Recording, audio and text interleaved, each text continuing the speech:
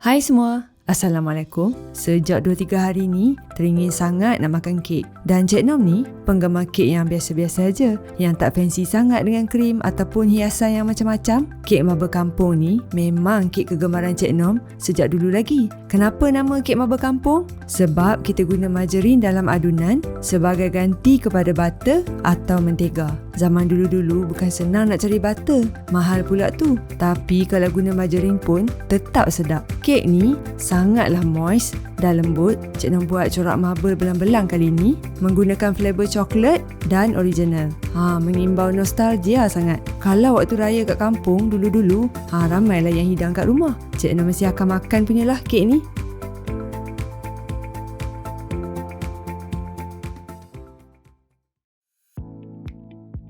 Okey, kita mulakan dengan bahan-bahan kering dulu. Ni tepung gandum. Kalau nak guna tepung kek pun boleh. Tekstur akan jadi lebih ringan sikit kek tu nanti. Sukatan tepung 250 gram. Kalau nak ikut sukatan cawan, dalam 2 cawan metrik.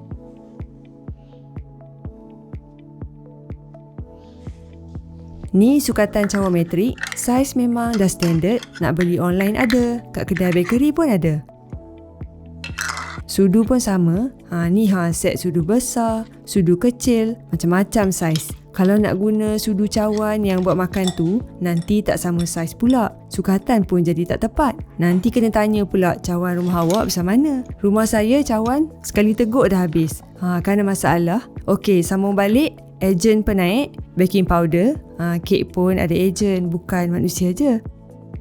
Kemudian, ayak dua bahan ni. Tujuan ayak sebab nak bagi kek kita ni tak padat sangat. Sebab masa ayak tu akan ada banyak rongga udara yang terhasil. Untuk lemak, macam Cik Nom cakap tadi, nama kek Maba Kampung ni sebenarnya sinonim dengan penggunaan margarin, bukannya butter. Jadi, kenalah guna margarin. Sukatan 1 cawan margarin atau 227 gram ikut timbang berat. Beza margarin dari butter, margarin dibuat dari lemak sayur, kalau butter dari lemak susu. Untuk loyang, Cik Nom akan guna loyang bulat saiz 9 inci. Walaupun non-stick, tetap nak grease sikit dengan margarin.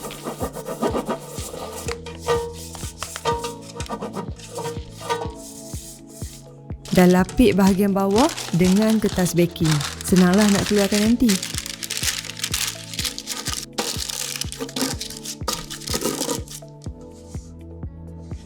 Gula, Cik Nom guna gula caster atau gula kastor. Gula ni tekstur dia lebih halus dari gula pasir yang biasa, tapi taklah sehalus gula icing. Kira macam tengah-tengah lah. 3/4 cawan. 1 cawan ni untuk 1/4, jadi Cik Nom sukat 3 kali. Telur, kita akan guna 4 biji saiz B. Kalau saiz A, macam mana Cik Nom? Dah tahu dah, mesti ada yang nak tanya. Kalau saiz A, masukkan je juga 4 biji. Okey, sebelum kita start mengadun, ada satu cara yang biasa Cik Nom buat untuk bahagian coklat kek marble. Serbuk koko, sukat masuk dalam mangkuk dan bancuh serbuk koko ni dengan air panas sampai jadi paste. Proses bancuh serbuk koko ni dipanggil bloom. Bila kita bancuh dengan air panas dan rehatkan sekejap, cara ni akan release flavor yang sedap daripada partikel halus serbuk koko tu. Cara ni pun akan buatkan bagi kek coklat kita lebih moist kalau kita guna serbuk koko. Jadi boleh cuba ya. Lepas bancuh, jangan tuang terus. Nanti masak pula telur dalam adunan sebab ada air panas. Rehatkan sekejap dulu. Okey, sekarang kita start pula adunan bahan-bahan kek. Cik Nom akan guna stand mixer. Kalau nak guna electric hand mixer tu pun boleh aja. Masukkan gula kastor dan margarin dalam mangkuk.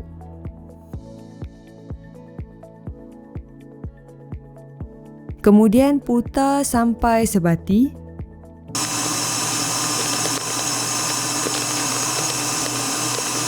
Ni berhenti sekejap untuk kaut naik bahagian bawah supaya sekatalah ya, bahagian bawah tu kan selalu melekat dekat mangkuk. Sambung putar balik sampai gula dan margarin bertukar jadi warna kuning pucat.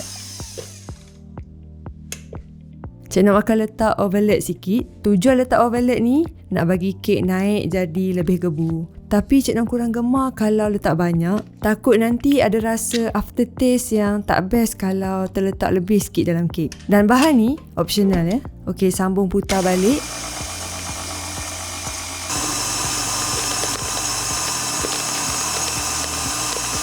Telur, masukkan sebiji demi sebiji. Jangan masuk semua sekali. Nanti adunan akan break up ataupun pecah. Jadi susahlah kita nak kacau sebati. Okey, bila dah last masukkan telur ni, Cik Nok akan sudukan masuk tepung gandum sikit-sikit. Tambah susu pekat.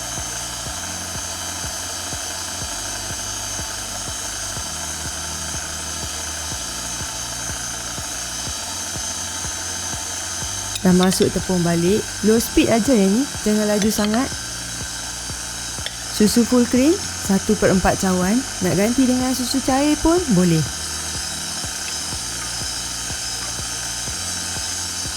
Dan masuk ajalah semua baki tepung. Okey, ni Cik Nom dah tak nak mix lagi. Walaupun ada tepung yang tak sebati lagi tu, Cik Nom akan sambung kacau dengan spatula je. Kita jangan over mix lepas masuk tepung, sebab kek ni bukannya macam roti kita kena uli lama-lama. Jangan sampai gluten tepung tu terhasil, nanti keras tekstur kek. Tak sedap lah. Cik Nom hanya akan letak perasa coklat je, jadi kaut asing untuk adunan coklat. Agak-agak je ni, kurang dari separuh lah kotnya adunan coklat ni. Okey, ni paste coklat yang kita bancuh yang dipanggil kaedah bloom tadi. Bila dah sejuk, paste coklat akan jadi pekat sikit. Tak macam masa mula-mula kita bancuh tadi. Kacau perlahan sampai sekata.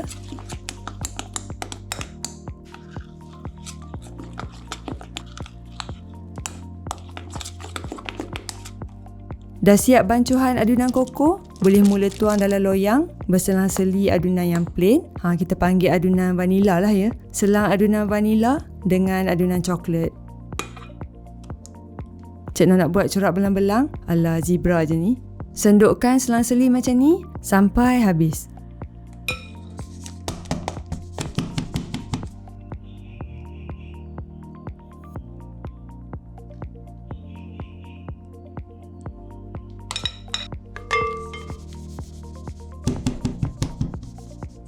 Bakar kek dalam oven yang dah dipanaskan terlebih dulu, suhu 160°, dalam 50 hingga 60 minit. Mungkin setengah orang oven dia kena 170°, jadi tengok oven masing-masing ni kek dah siap bakar.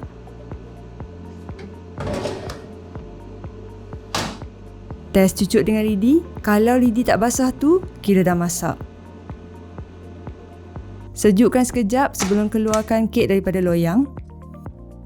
Untuk kek marble biasa, kalau merekah tengah ni bukanlah masalah sangat bagi Cik Nom. Kalau nak kurangkan merekah, kena cuba guna loyang yang lebih besar supaya adunan cepat masak di tengah. Kepandaian kontrol suhu oven pun penting juga. Satu Cik Nom nak bagi tahu, jangan over bake ataupun bake lama sangat kek ni. Tekstur akan jadi tak best lah, jadi kering.